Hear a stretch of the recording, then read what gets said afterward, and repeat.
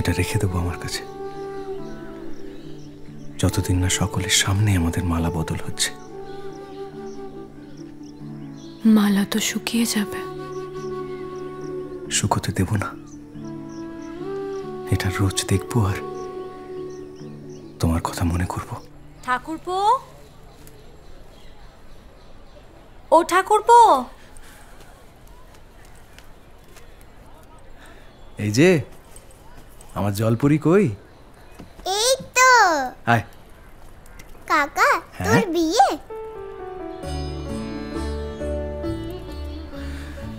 কে বলেছে? ঠাকমা বলেছে, মা বলেছে, বাবা বলেছে, সবাই বলেছে। বটে, সবাই বলেছে? হ্যাঁ তো। তাহলে হয়তো তাই হবে। কাকা, তুই আর এই ঘরে থাকবি না? সে কি, এ আবার কেমন কথা? তাহলে আমি কোথায় থাকবো? নিচের ঘরে। মা বলেছেন নতুন বউকে নিয়ে ওই নিচে দক্ষিণের ঘরে থাকতে। নতুন বউ অমন টঙের ঘরে থাকবে না। এমন তো কথা ছিল না বৌরানী। সে তো কথা অনেক কিছুই থাকে না, কিন্তু ঘটে।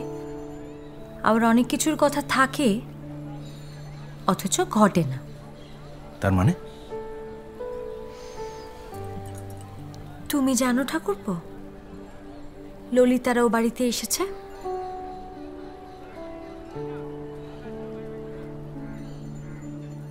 মামি, ডেকেছ? হ্যাঁ রে, তোর সঙ্গে আমার কিছু কথা আছে। আয় বস, বস দেখিনি কানে। তোমার আর আমার সঙ্গে কথা ফুরোয় না। ওখানে তো রোজ কথা হয়, এখানে আলাদা কি কথা? তা আসল কথা তো তুই আমাকে বলতেই দিস না, কাছে এসে কেবল পালাই পালাই করিস। বলবো কি করে? ব্যথা কিছুটা কমেছে? সে ব্যথার কথা ছাড় তো, ও আমি চোখ না বুঝলে ব্যথা জুড়োবে না।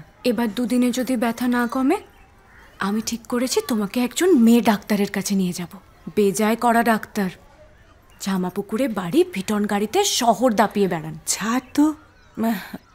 হ্যাঁ রে, তোর সঙ্গে মুঙ্গেরে যে শেখরে দেখা হয়েছিল, কথা কানা তো আমাকে বলিস নি। এতে বলার কি আছে? কত কারোর সঙ্গেই তো দেখা হয়। এই তো চারুর সঙ্গেও তো দেখা হলো কতদিন পর। তোমায় কে বলেছে? তোমার জামাই? হ্যাঁ, গিরিনও কথা কানা বলবে বলে বলেনি, কথা প্রসঙ্গে বলে ফেলেছে। তা কাজের কথাটা কি হয়েছে ওদের সঙ্গে? এ বাড়ি বিক্রির কথা? কার সঙ্গে কথা হবে বলতো? অবিনাশ তো বাড়ির বাইরে, আর সে কত আজই ফিরল দিদিকে নিয়ে। ও ফিরেছে?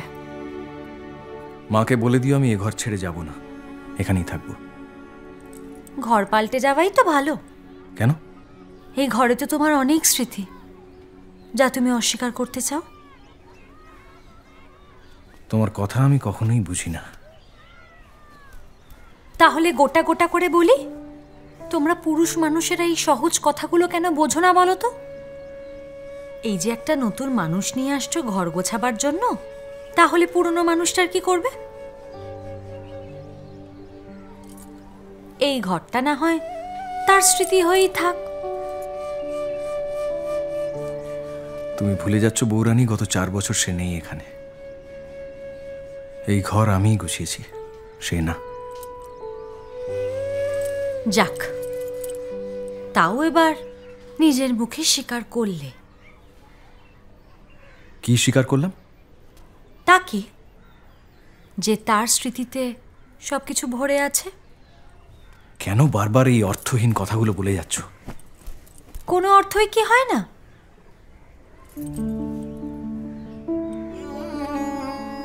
তার সঙ্গে দেখা হলো এবার অঙ্গের স্টেশনে।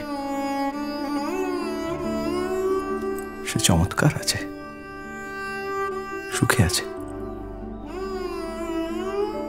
গিরিনবাবুর সঙ্গেও দেখা হলো,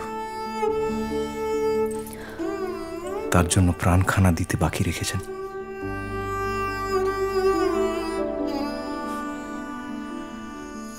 বৌরানী, পরস্ত্রী সম্পর্কে এই আলোচনা শোভন নয়। কেন করাচ্ছ আমাকে দিয়ে এগুলো? সত্যির শোভন অশোভন হয় না ঠাকুরপো, সেটা সত্যিই হয়।